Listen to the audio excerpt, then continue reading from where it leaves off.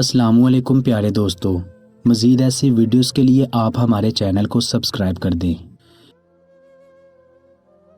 نہیں شاہ، میں تمہارے ساتھ نہیں آ سکتی، نگین نے نگاہیں چراتے ہوئے کہا۔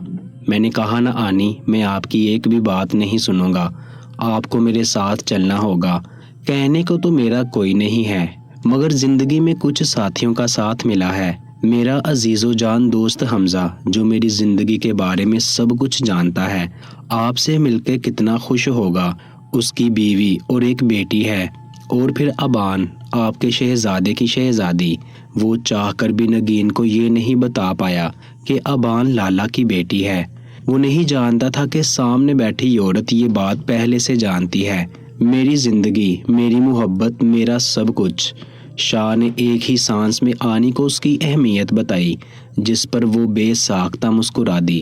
آپ اسے ملیں گی تو بہت خوش ہو جائے گی، وہ ہے بھی اتنی ہی پیاری۔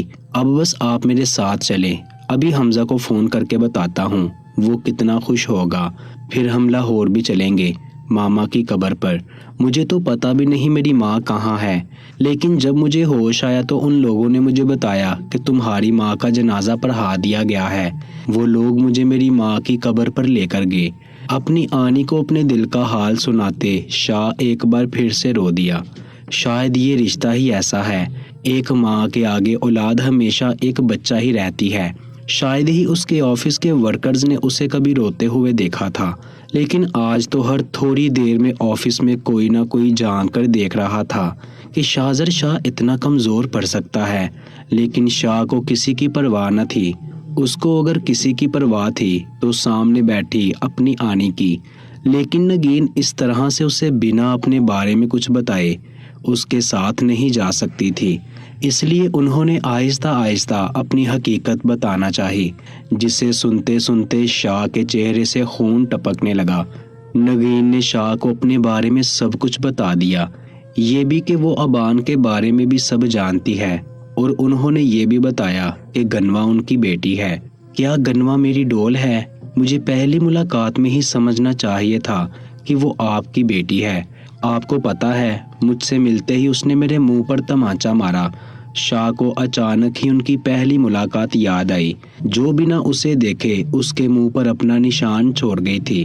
اب تو نہیں چھوڑوں گا میں اسے، دیکھیے گا اب اس کے ساتھ کیا کرتا ہوں۔ شاہ نے ایک سیکنڈ بھی نگین کو یہ محسوس نہیں ہونے دیا کہ اس کی حقیقت جان کر شاہ کو دھکا لگا ہے۔ وہ اسے کرسی پر بٹھا کر اب بھی خود زمین پر بیٹھا، اپنا سر اس کی گود میں رکھے ہوئے تھا۔ آنی، آپ سے ایک بات کہوں، مانے گی نا؟ شاہ نے تہمت باندھتے ہوئے کہا۔ میرا شہزادہ جو کہے گا مانوں گی۔ نگین نے اس کے ماتھے سے بال ہٹا کر بوسہ دیا۔ آنی، لالا نے جو کچھ بھی کیا اس میں ابان کی کوئی غلطی نہیں ہے، پلیز اسے معاف کر دیں۔ ویسے بھی لالا کی بیٹی ہونے کے جرم میں اسے بہت سزا دے چکا ہوں، آپ کا شہزادہ نہیں رہ سکا اس کے بغیر۔ شاہ نے نظر چراتے ہوئے کہا، کیونکہ دشمن کی بیٹی سے عشق کرنے کا گناہ وہ کر چکا تھا۔ اس کی بات سن کر نگین مسکرا دی۔ میں بھی تمہیں یہی بتانے آئی تھی کہ جو کچھ بھی ہوا اس میں ابان کی کوئی غلطی نہیں ہے۔ اسے سزا دینا بند کرو اور اسے اس رشتے سے آزاد کر دو۔ آنی، میں نہیں رہ سکتا اس کے بغیر۔ شاہ نے بے ساختہ ان کی بات کاٹی۔ شاہ، اپنی اور اس کی عمر دیکھو، کتنا فرق ہے تم دونوں میں۔ وہ بچی ہے، وہ تمہارے دل کے جذبات کو نہیں سمجھ پائے گی، نہیں سمجھ پائے گی تمہاری فیلنگ کو۔ اور تمہیں کیا لگتا ہے جو کچھ تم اس کے ساتھ کر چکے ہو، کیا وہ تمہاری محبت کو قبول کرے گی؟ آنی، میں اسے معافی مانگ چکا ہوں، ہمارے بیچ میں سب کچھ ٹھیک ہے۔ شاہ نے جیسے سمجھانا چاہا، کیا وہ تم سے محبت کرتی ہے؟ نگین نے اس کی آنکھوں میں آنکھیں ڈال کر کہا، لیکن شاہ مزید اس کی آنکھوں میں نہیں دیکھ سکا، کیونکہ اس سوال کا جواب اس کے پاس نہیں تھا۔ نگین ٹھیک کہتی تھی، جو کچھ وہ ابان کے ساتھ کر چکا تھا، اس کے بعد ابان اس سے محبت کرے، یہ تو ناممکن سی بات تھی۔ میں نہیں جانتا آنی، مجھے بس یہ پتا ہے کہ میں اس کے بغیر نہیں رہ سکتا۔ شاہزر شاہ ابان کے بغیر مر جائے گا، شاہ نے کہتے ہوئے ایک بار پھر سے اس کی گود میں اپنا سر رکھا۔ شاہ، اس بات کا فیصلہ تم اس پر چھوڑ دو۔ اگر وہ تم سے محبت کرتی ہوئی اور اللہ نے اس کے دل میں تمہارے لیے جذبات رکھے ہوئے تو وہ تمہیں چھوڑ کر کبھی نہیں جائے گی، اور اب لے کر چلو مجھے میری بہو کے پاس، مجھے ملنا ہے اس سے۔ اس کے چہرے کی اداسی دیکھتے ہوئے نگین نے کہا۔ شاہ نے ابان کو جب کہا کہ وہ اس کی آنی سے ملے تو ابان گھبرا گئی۔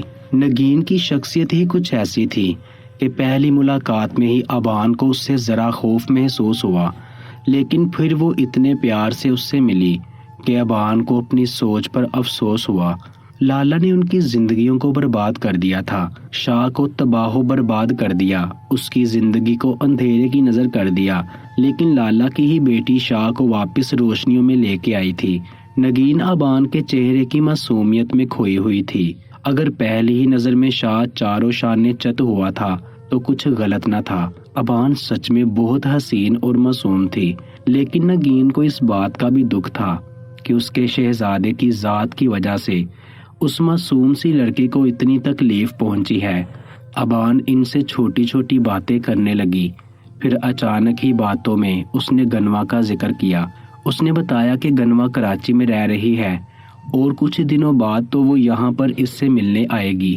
ایک پل کے لیے نگین کے دل میں اپنی بیٹی کو دیکھنے کی خواہش پیدا ہوئی، لیکن پھر یہ سوچ کر کہ اس کی بیٹی اسے قبول بھی کرے گی یا نہیں، وہ خاموش ہو گئی۔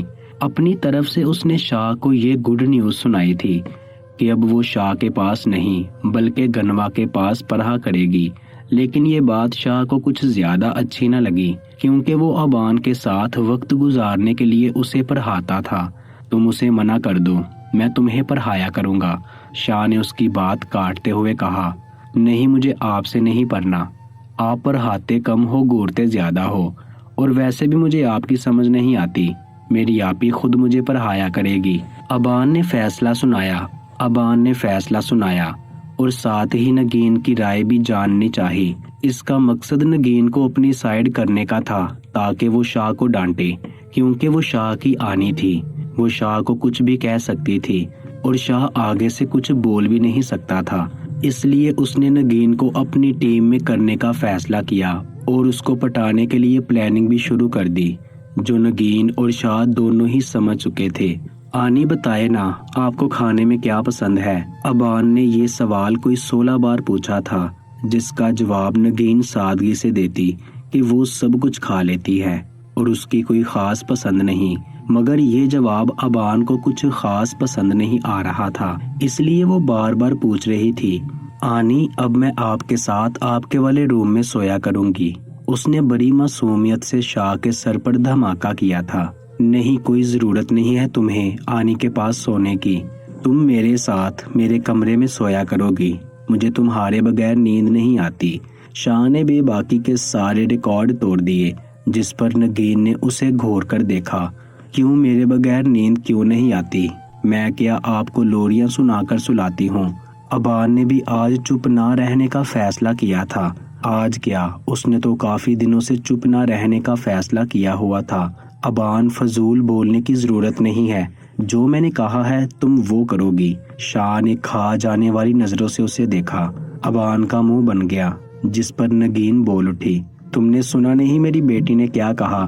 یہ کچھ دن میرے ساتھ سوئے گی، بعد میں تمہارے کمرے میں واپس آ جائے گی۔ نگین نے اسے اپنے ساتھ لگاتے ہوئے کہا، جس پر ابان نے اسے اپنے چھوٹے سے ہاتھ کا انگوٹھا دکھایا، یعنی کہ وہ نگین کو پٹانے میں کامیاب ہو چکی تھی۔ اب بیچارے شاہ کا کیا ہوگا، جسے ابان کے بغیر نیند ہی نہیں آتی۔ شاہ نے باقاعدہ روم میں آ کر اسے سمجھایا کہ وہ اس کے ساتھ اس کے روم میں سوئے گی، لیکن ابان تو ابان تھی، اس پر نہ شاہ کے سمجھانے کا کوئی اثر ہوا اور نہ ہی سخت نظروں سے گھورنے کا۔ شام ہوتے ہی ابان بڑے مزے سے نگین کے کمرے میں گھس گئی اور پھر اسے اپنی شکل نہ دکھائی۔ پہلے تو شاہ کمال ضبط کا مظاہرہ کرتے ہوئے اپنے کمرے میں آ کر لیٹ گیا، لیکن کچھ ہی دیر میں اسی کمی محسوس ہونے لگی۔ تقریباً 11:30 بجے کے قریب وہ اٹھا اور نگین کے کمرے میں آیا، جہاں اس کی پیاری سی بیوی بڑے آرام سے نگین کے گرد اپنے بازو حائل کیے مزے کی نیند لے رہی تھی۔ میری نیند حرام کر کے خود کیسے مزے سے سو رہی ہے؟ وہ احتیاط سے اس کے قریب آیا اور سب سے پہلے اس کا بازو جو نگین کے گرد تھا اسے الگ کیا اور پھر بنا کوئی آواز پیدا کیے اسے اپنی باہوں میں اٹھایا اور آہستہ سے اسے لے کر اپنے کمرے میں آ گیا۔ اس دوران اس نے اتنی احتیاط برتی کہ ابان کی آنکھ نہ کھلے کہ کہیں اس کی نیند نہ خراب ہو جائے۔ کمرے میں لا کر اسے اس کی سائیڈ پر لٹایا اور خود اپنی طرف آ گیا۔ پھر مسکرایا کیونکہ اب اسے بھی سکون سے نیند آنے والی تھی۔ حمزہ، آپ نے مجھ سے وعدہ کیا تھا، آپ میرے ساتھ ایسا نہیں کر سکتے۔ آپ ابھی اور اسی وقت مجھے ابان کے پاس چھوڑ کر ہی آفس جائیں گے، ورنہ میں آپ کو آفس نہیں جانے دوں گی۔ ارادیہ یار، سمجھنے کی کوشش کرو، اگر میں وہاں پہلے گیا تو بہت دیر ہو جائے گی۔ حمزہ کو آفس کے لیے جلدی نکلنا تھا، جبکہ وہ ارادیہ سے اسے ابان کے گھر چھوڑنے کا وعدہ کر چکا تھا۔ آج شاہ نے آفس نہ آنے کا کہا تھا کیونکہ اسے اس کی آنی مل گئی تھی۔ حمزہ کا بھی ارادہ شام میں ان کی طرف جانے کا تھا اور شاہ کے آفس میں ہونے کی وجہ سے آج اس کا آفس جانا بھی ضروری تھا، اور شاہ کے آفس میں نہ ہونے کی وجہ سے آج اس کا آفس جانا بھی ضروری تھا۔ اب ارادیہ اس سے ضد کر رہی تھی کہ وہ اسے صبح ہی ابان کی طرف چھوڑ کر جائے۔ ارادیہ، میں جلدی آ جاؤں گا، ہم ساتھ چلیں گے۔ اس نے ایک آخری کوشش کی اسے سمجھانے کی کیونکہ وہ اس سے ناراض ہو رہی تھی۔ کتنا جلدی؟ ارادیہ نے ہار مانتے ہوئے پوچھا، جس پر حمزہ مسکرایا۔ میں 3 بجے تک آ جاؤں گا، پکا وعدہ، تب تک تم تیار رہنا۔ حمزہ نے اسے بات مانتے دیکھ کر جلدی سے کہا، ٹھیک ہے، مگر اب وعدہ خلافی کی نا تو؟ ارادیہ نے انگلی اٹھا کر اسے کچھ بارو کروانا چاہا۔ جی بالکل، کوئی وعدہ خلافی نہیں ہوگی، میں ٹائم پر پہنچ جاؤں گا، تم تیار رہنا۔ اسے منا کر وہ اپنے آفس چلا گیا، یہ جانے بغیر کہ جس آنی سے ملنے کے لیے وہ اتنی ایکسائٹ ہو رہی ہے وہ اور کوئی نہیں بلکہ نگین ہے۔ صبح ابان کی آنکھ کھلی تو اس نے اپنے آپ کو شاہ کی باہوں میں قید پایا۔ پہلے تو اسے کچھ نہ سمجھ آیا، وہ بھی آرام سے اس کے ساتھ لیٹی رہی۔ پھر تھوڑی دیر کے بعد اسے یاد آیا، وہ تو آنی کے کمرے میں سوئی تھی، تو یہاں کیسے آئی؟ پھر اس نے اپنے ساتھ سوئے وجود کی طرف دیکھا۔ میں نے سوچ بھی کیسے لیا کہ شاہزر شاہ اتنی جلدی ہار مان لیں گے؟ ابان نے سوچتے ہوئے اس کے پورے چہرے کا ایکس رے کیا۔ ابھی وہ اسے دیکھ رہی تھی کہ آواز آئی، رات تم نے پھر سے ایک غلطی کی ہے، تمہیں پتا ہے میں ایک ہی بار معاف کرتا ہوں، شاہ نے کہتے ہوئے اسے مزید اپنی باہوں میں جکڑا۔ شاہ کیا کر رہے ہیں؟ چھوڑے مجھے۔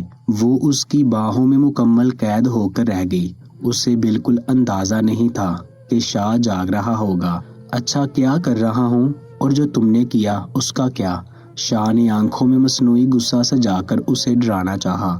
ہاں تو وہ میری آنی ہے، تو کیا میں ان کے ساتھ نہیں سو سکتی؟ ابان نے اس کی آنکھوں میں آنکھیں ڈال کر پوچھا۔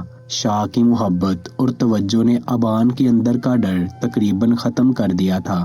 اب اسے شاہ سے ڈر نہیں لگتا تھا، اس کے دل میں جو کچھ بھی ہوتا وہ آرام سے اس کو بتا سکتی تھی۔ تم کہیں نہیں سو سکتی سوائے میرے ساتھ اس کمرے میں، تم صرف میری ہو، تم پر صرف میرا حق ہے، میں نہیں رہ سکتا تمہارے بغیر، شاہ نے اس کے ماتھے کو چومتے ہوئے کہا۔ اور اگر میں مر گئی تو؟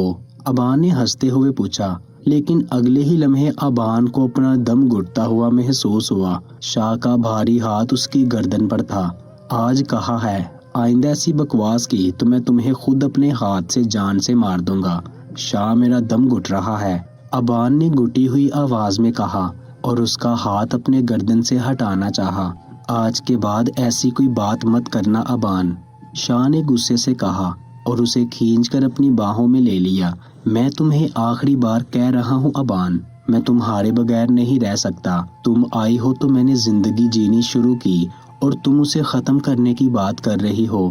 ابان کی آنکھوں میں آنسو دیکھ کر شاہ کا غصہ کچھ کم ہوا تھا۔ چھوڑے مجھے، آج گنوا آپی آنے والی ہے، ابان نے ناراضگی سے کہا۔